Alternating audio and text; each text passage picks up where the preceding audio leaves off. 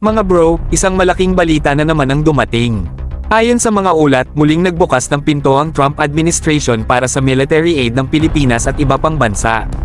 Mukhang nagkaroon ng malaking pagbabago sa pulisya, at tayo ay kabilang sa makikinabang dito. Ayon sa report, magpapadala ang US ng $336 million o tinatayang 19.15 billion pesos sa Pilipinas.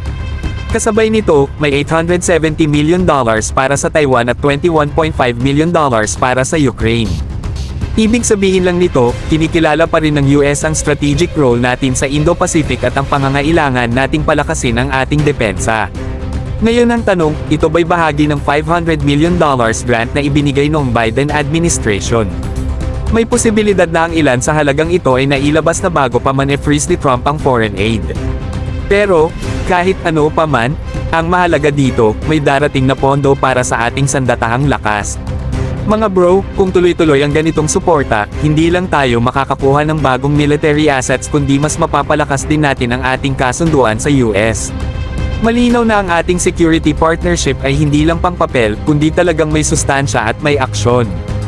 Ang tanong na lang ngayon, ano ang magiging next move ng ating gobyerno?